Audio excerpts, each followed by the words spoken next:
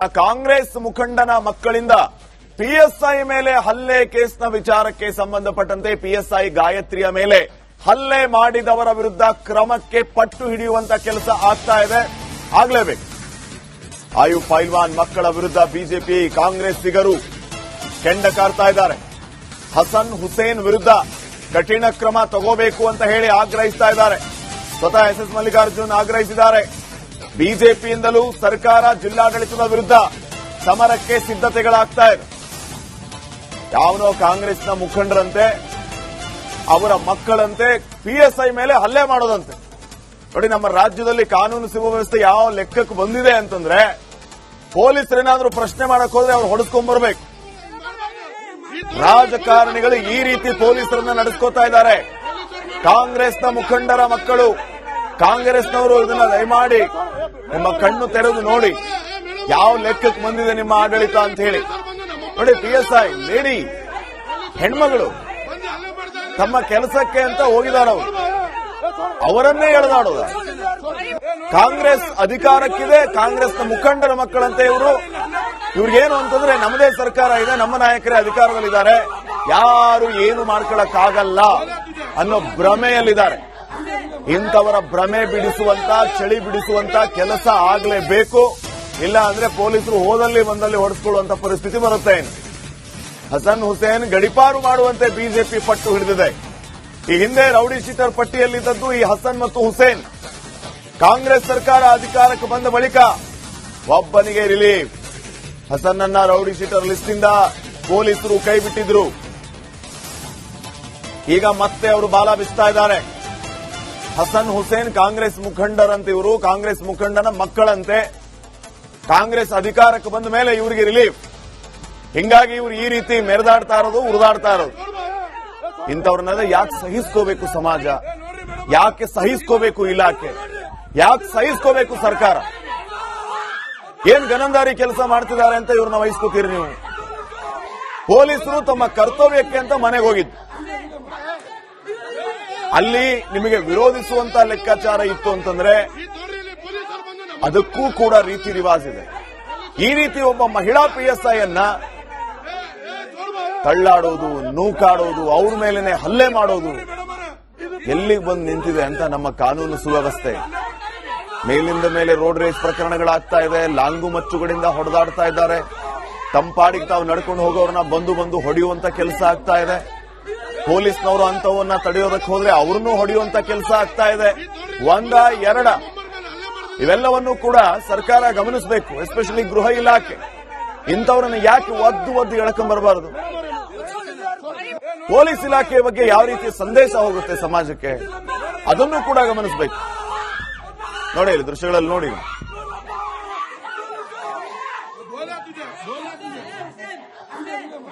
ಮುಸಲ್ಮಾನ್ ಗೂಂಡಾಗಳು ರಾಜಕೀಯದ ಹೆಸರನ್ನು ಹೇಳಿಕೊಂಡು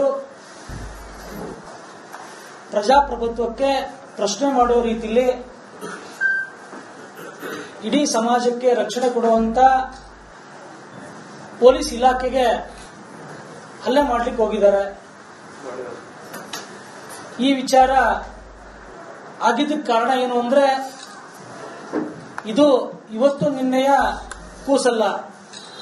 ಕಾಂಗ್ರೆಸ್ಸಿನ ರಾಜ್ಯ ಸರ್ಕಾರದ ಬಂದ ನಂತರದ ಜಿಲ್ಲಾ ಉಸ್ತುವಾರಿ ಸಚಿವರಾದಂತಹ ಎಸ್ ಮಲ್ಲಿಕಾರ್ಜುನ್ ಅವರು ಅಧಿಕಾರ ತಗೊಂಡ ನಂತರ ಬಂದಿರುವಂತ ಪಾಪದ ಕೂಸಿನ ಪ್ರತಿಫಲ ಇದು. ವೈಯಕ್ತಿಕ ವಿಚಾರಗಳಿಗೆ ಏನಾರ ಅಲ್ಲೇ ಆಗಿತ್ತು, ಅವ್ರದ್ದು ಇವ್ರದ್ದು, ಅದಕ್ಕೆ ನಮ್ದು ಅದಕ್ಕೆ ಏನ್ ಸಂಬಂಧ? ಕಾನೂನು ದೃಷ್ಟಿಯಾಗ ಎಲ್ಲರೂ ಒಂದೇ. ಸೌಕಾರರ ಮಗ, ಬಡವ್ರ ಮಗ, ಅವನ ಅಧ್ಯಕ್ಷನ ಮಗ, ಇವನು ಜವಾನನ ಮಗ ಅನ್ನೋದಿಲ್ಲಪ್ಪ. ಯಾರು ತಪ್ಪು ಮಾಡ್ಯಾರೋ ಅವ್ರ ಮೇಲೆ ನಿರ್ದಾಕ್ಷಿಣ ಕ್ರಮ ತೆಗೆದುಕೊಡ್ರಿ ಅಂತ ಹೇಳಿ. ಅದೇ ರೀತಿ ಇವತ್ತು ಪೇಪರ್ನಾಗ ನೋಡಿದ್ವಿ, ಅದು ಕರ್ನಾಟಕಕ್ಕೆ ಹೆಚ್ಚು ಕಡಿಮೆ 10,000 ಕೋಟಿಯಷ್ಟು ಇದು ಏನೋ ಡ್ರಗ್ಸ್ ಮಾಫಿಯಾ, ಮೈಸೂರು, ಬೆಂಗಳೂರು, ದಾವಣಗೆರೆ, ಯಾರಾಗಿರ್ಲಿ ಮತ್ತೆ ಒಳಗಾಕ್ರಿ ಅಂದ.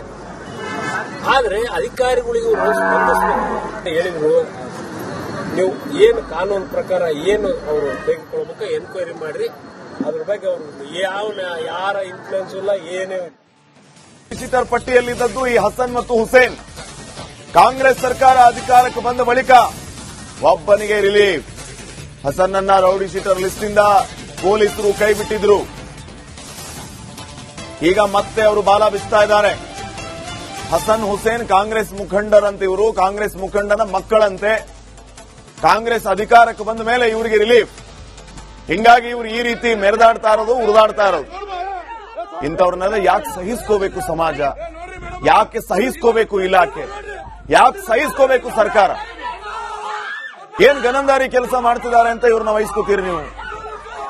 ಪೊಲೀಸರು ತಮ್ಮ ಕರ್ತವ್ಯಕ್ಕೆ ಅಂತ ಮನೆಗೆ ಹೋಗಿದ್ದು. ಅಲ್ಲಿ ನಿಮಗೆ ವಿರೋಧಿಸುವಂತ ಲೆಕ್ಕಾಚಾರ ಇತ್ತು ಅಂತಂದ್ರೆ ಅದಕ್ಕೂ ಕೂಡ ರೀತಿ ರಿವಾಜ್ ಇದೆ. ಈ ರೀತಿ ಒಬ್ಬ ಮಹಿಳಾ PSI ಅನ್ನ ತಳ್ಳಾಡೋದು, ನೂಕಾಡೋದು, ಅವ್ರ ಮೇಲೇನೆ ಹಲ್ಲೆ ಮಾಡೋದು ಎಲ್ಲಿಗೆ ಬಂದು ನಿಂತಿದೆ ಅಂತ ನಮ್ಮ ಕಾನೂನು ಸುವ್ಯವಸ್ಥೆ. ಮೇಲಿಂದ ಮೇಲೆ ರೋಡ್ ರೇಸ್ ಪ್ರಕರಣಗಳಾಗ್ತಾ ಇದೆ. ಲಾಂಗು ಮಚ್ಚುಗಳಿಂದ ಹೊಡೆದಾಡ್ತಾ ಇದ್ದಾರೆ. ತಂಪಾಡಿಗೆ ತಾವು ನಡ್ಕೊಂಡು ಹೋಗೋರನ್ನ ಬಂದು ಹೊಡೆಯುವಂತ ಕೆಲಸ ಆಗ್ತಾ ಇದೆ. ಪೊಲೀಸ್ನವರು ಅಂತವನ್ನ ತಡೆಯೋದಕ್ಕೆ ಹೋದ್ರೆ ಅವ್ರನ್ನೂ ಹೊಡೆಯುವಂತ ಕೆಲಸ ಆಗ್ತಾ ಇದೆ. ಒಂದ ಎರಡ ಇವೆಲ್ಲವನ್ನೂ ಕೂಡ ಸರ್ಕಾರ ಗಮನಿಸಬೇಕು. ಎಸ್ಪೆಷಲಿ ಗೃಹ ಇಲಾಖೆ ಇಂಥವ್ರನ್ನ ಯಾಕೆ ಒದ್ದು ಎಳ್ಕೊಂಡ್ಬರಬಾರದು? ಪೊಲೀಸ್ ಇಲಾಖೆಯ ಬಗ್ಗೆ ಯಾವ ರೀತಿ ಸಂದೇಶ ಹೋಗುತ್ತೆ ಸಮಾಜಕ್ಕೆ, ಅದನ್ನು ಕೂಡ ಗಮನಿಸಬೇಕು. ನೋಡಿ, ಇಲ್ಲಿ ದೃಶ್ಯಗಳಲ್ಲಿ ನೋಡಿ.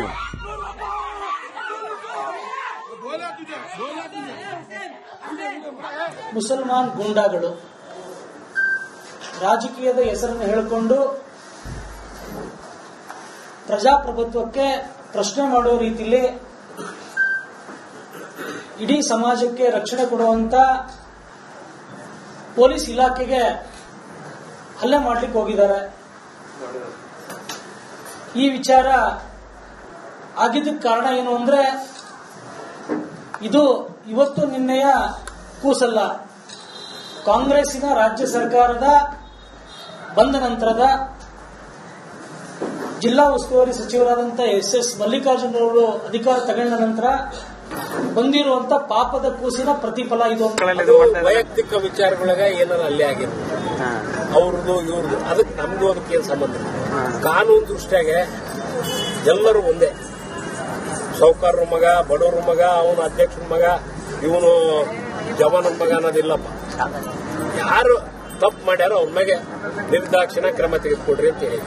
ಅದೇ ರೀತಿ ಇವತ್ತು ಪೇಪರ್ನ ನೋಡಿದ್ವಿ, ಯಾವುದು ಕರ್ನಾಟಕಕ್ಕೆ ಹೆಚ್ಚು ಕಡಿಮೆ 10,000 ಕೋಟಿಯಷ್ಟು ಇದು ಏನೋ ಡ್ರಗ್ಸ್ ಮಾಫಿಯಾ, ಮೈಸೂರು, ಬೆಂಗಳೂರು, ದಾವಣಗೆರೆ ಯಾರಾಗಿರ್ಲಿ ಮತ್ತು ಒಳಗಾಕ್ರಿ ಅಂದ. ಆದ್ರೆ ಅಧಿಕಾರಿಗಳಿಗೂ ಹೇಳಿದ್ರು, ನೀವು ಏನು ಕಾನೂನು ಪ್ರಕಾರ ಏನು ಅವರು ತೆಗೆದುಕೊಳ್ಬೇಕು ಎನ್ಕ್ವೈರಿ ಮಾಡ್ರಿ, ಅದ್ರ ಬಗ್ಗೆ ಅವ್ರು ಯಾರ ಇನ್ಫ್ಲೂಯೆನ್ಸ್ ಇಲ್ಲ, ಏನು